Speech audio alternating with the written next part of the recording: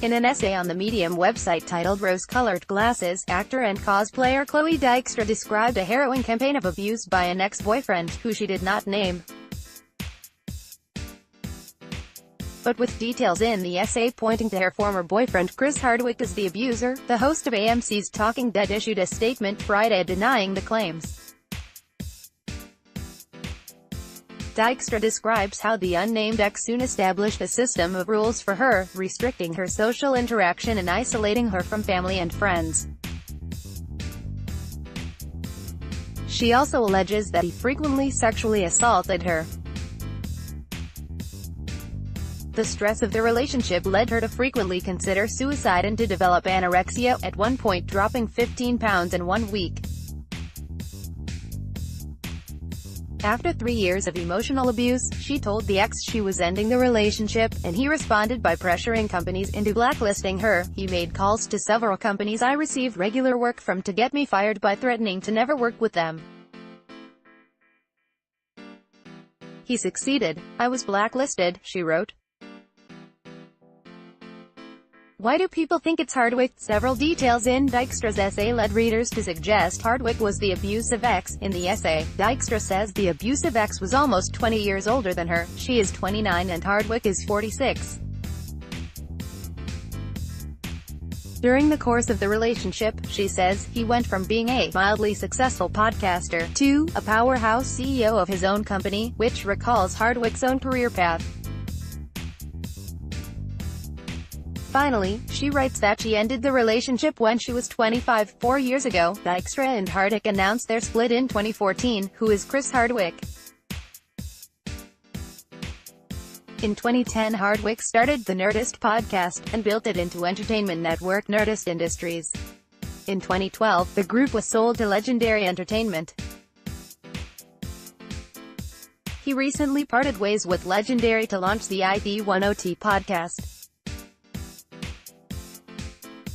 He is host of the Walking Dead after show Talking Dead, and also hosts and co-produces NBC primetime game show The Wall. How did he respond to Dykstra's essay? I was heartbroken to read Chloe's post. Our 3-year relationship was not perfect, we were ultimately not a good match and argued, even shouted at each other, but I loved her, and did my best to uplift and support her as a partner and companion in any way, and at no time did I sexually assault her. Hardwick said in a statement, when we were living together, I found out that Chloe cheated on me, and I ended the relationship. Several weeks after we broke up, she asked me to get back together with me and even told me she wanted to have kids with me, build a life with me, and told me that I was the one, but I did not want to be with someone who was unfaithful. I'm devastated to read that. She is now accusing me of conduct that did not occur. I was blindsided by her post and always wanted the best for her. As a husband, a son, and future father, I do not condone any kind of mistreatment of women. The couple had announced their split in 2014. In similar Twitter posts, what next? Legendary, in a statement after Dykstra's essay was posted, said it had scrubbed reference to Hardwick as founder of the Nerdist podcast from its website. According to Hollywood Reporter, Chris Hardwick had no operational involvement with Nerdist for the 2 years preceding the expiration of his contract in December 2017. He no longer has any affiliation with Legendary Digital Networks, the company said. The company has removed all reference to Mr.